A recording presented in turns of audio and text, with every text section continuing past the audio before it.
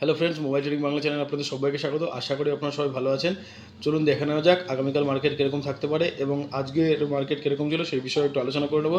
তো বন্ধুরা, আজকে কিন্তু মার্কেট কিন্তু ওপেন হচ্ছে 52,330-এ, আর হাই মেরেছে 52,661 আর 52,155। প্রায় 3 দিন ধরে একই জায়গাতেই কিন্তু মার্কেট ওপেন হচ্ছে। 3 দিন ধরে প্রায় মার্কেট একই জায়গাতে ওপেন হয়েছে দেখুন। আর এখানে কিন্তু যে লাল ক্যান্ডেল দেখতে পাচ্ছি বা এখানে যে গ্রিন ক্যান্ডেলটা দেখতে পাচ্ছি, এখানে যে লাল ক্যান্ডেল দেখতে পাচ্ছেন যে দোজি ক্যান্ডেলের মতন হয়েছে, আর এখানে যে ইনভার্টেড হ্যামার বা ইনভার্টেড যে দোজি ক্যান্ডেল সেটা টাইপের হয়েছে সেইটা। আর আজকে এই 3 দিন কিন্তু কন্টিনিউয়াসলি মার্কেট একই জায়গাতে ওপেন হয়েছে। 3 দিন কিন্তু মার্কেট একই জায়গাতে কন্টিনিউয়াসলি ওপেন হচ্ছে। আমি কিন্তু বলেছিলাম যে এই যে ট্রেন লাইনটা টেনেছি, এই ট্রেন লাইনের উপরে কিন্তু মার্কেটকে আজকে ওপেন হতে হবে। ওপেন হয়ে যদি সাস্টেন করে 3টে বা 2টো যদি 15 মিনিটের ক্যান্ডেল যদি উপরে সাস্টেন করলে কিন্তু তাহলেই মার্কেটের আপসাইড যাওয়ার সম্ভাবনা রয়েছে। তাহলে কিন্তু আমাদের টার্গেট কিন্তু এই লেভেলে থাকবে। তো মার্কেট কিন্তু আজকে ঠিক যেই জায়গাতে আমি ওপেন হবে ভেবেছিলাম ঠিক সেই জায়গাতেই কিন্তু ওপেন হয়েছে, আর ঠিক টার্গেটটা কিন্তু আমরা অ্যাচিভ করেছি। তো বন্ধুরা, আজকে 15 মিনিট টাইম ফ্রেমে আগে দেখি মার্কেট আজকে কীরকম বিহেভ করেছে। তো 50 মিনিটের টাইম ফ্রেমে চলে আসি। 50 মিনিটের টাইম ফ্রেমে কোথায় দেখছি মার্কেট কিন্তু ওপেন হয়েছে এই জায়গাটাতে। ওপেন হয়েছে কিন্তু এই জায়গাটাতে। ওপেন হওয়ার পরপরই কিন্তু এই নিচের দিকে নেমে এসেছিলো। কিন্তু আমাদের কিন্তু বলেছি যে এই জায়গাটার কিন্তু আগের দিনের যে আগের দিনের লোটা কিন্তু ব্রেক হওয়া দরকার। কিন্তু লোটা কিন্তু ব্রেক হয়নি বন্ধুরা। দেখুন, লোটা কিন্তু ব্রেক হয়নি। আমরা জাস্ট ধৈর্য ধরে বসেছিলাম। তাই এই জায়গাটাতে কিন্তু আমরা ট্রেডটা নিয়েছি। এই জায়গাটা কিন্তু আমাদের ট্রেডটা নেওয়ার ট্রেড ছিল, আর আমাদের কিন্তু এক্সিট কিন্তু এই জায়গাটাতে হওয়ার কথা ছিল। তো আমরা যখন কিনা প্রথমে যদি কেউ ট্রেড নিয়ে থাকি তাহলে কিন্তু এই জায়গাটাতে অনেকেই বেরিয়ে গেছে, বা সেকেন্ড টাইমে কিন্তু আমরা এই জায়গাতেও কিন্তু ট্রেডটা বানাতে পেরেছি। এই জায়গাটা ট্রেডটা বানিয়ে কিন্তু আমরা এই জায়গাতে কিন্তু এক্সিট করতে পারতাম ইজিলি। যদিও কিন্তু আমি এই জায়গাতে কিন্তু ট্রেড নিয়েছি। এই জায়গাতে ট্রেড নিয়ে কিন্তু আমরা ঠিক এই হাইয়ের কাছাকাছি কিন্তু আমরা এখান থেকে বেরিয়ে গেছি। তো বন্ধুরা, চলুন দেখে নেওয়া যাক আগামীকাল মার্কেট কীরকম থাকতে পারবে।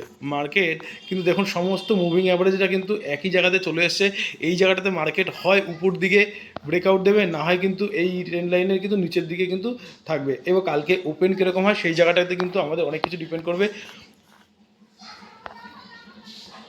মার্কেট যদি কোনো রকমভাবে এই উপরে যদি মানে 52,578, 52,560 এর উপরে যদি ওপেন হওয়ার পর যদি এখানে যদি সাস্টেন করলে কিন্তু ইজি টার্গেট আমাদের হচ্ছে 52,783 বা 52,780। ওপেন হলেই কিন্তু 52,780 এটা কিন্তু আমরা পাবো।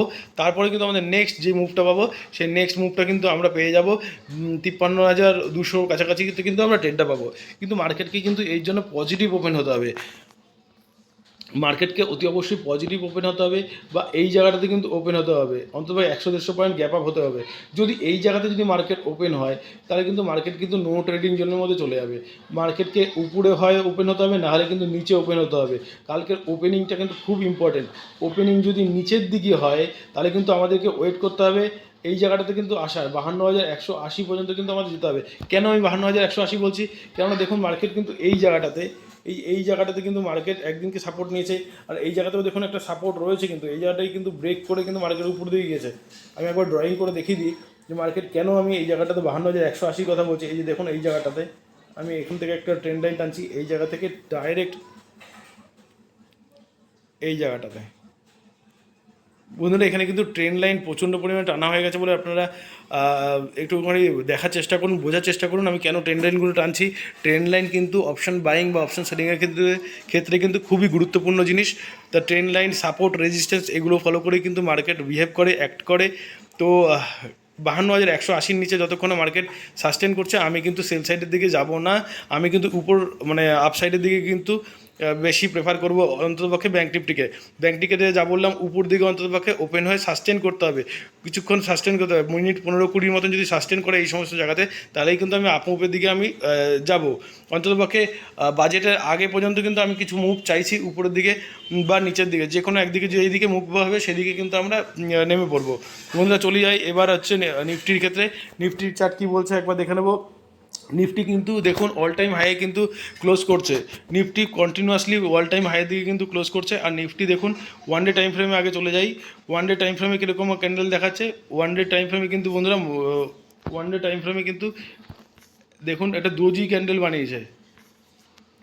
ডোজি ক্যান্ডেলটা কী বলি আমরা, ডোজি ক্যান্ডেলটা কিন্তু আনডিসাইডেড ক্যান্ডেল হয়ে থাকে। তাই এইখানে আমার মনে হয় যে এই ক্যান্ডেলটার হাই বা লো আগে মার্ক করে রাখবো।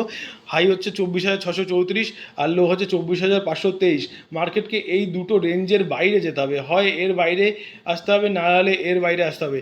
এর বাইরে যদি যায় 24,512, এখানে আমরা যাবো না, কেন 24,500ই একটা রাউন্ড লেভেল একটা সাপোর্ট আছে। 24,500-র নিচে অন্ততপক্ষে 30 মিনিট, আমি 30 মিনিট কিন্তু এটা দেখবো। 24,500-র নিচে যদি থাকে 30 মিনিট, না হলে 15 মিনিট যদি এখানে সাস্টেন করে, তাহলে কিন্তু আমরা নেক্সট মুভ কিন্তু আমরা এই জায়গাটাতে লেভেলে কিন্তু আমরা পেয়ে যেতে পারি। 24,400 পর্যন্ত কিন্তু ইজি মুভ পড়ে যেতে পারি। আর 24,400 যদি ব্রেক করে, তাহলে কিন্তু আমাদের যে লেভেলটা 24,230, 237, এই লেভেল পর্যন্ত আমরা মুভটা পেতে পারি। চলুন 15 মিনিট টাইম ফ্রেমে আমরা দেখে নিই মার্কেটের কীরকম কী হয়েছে আজকে।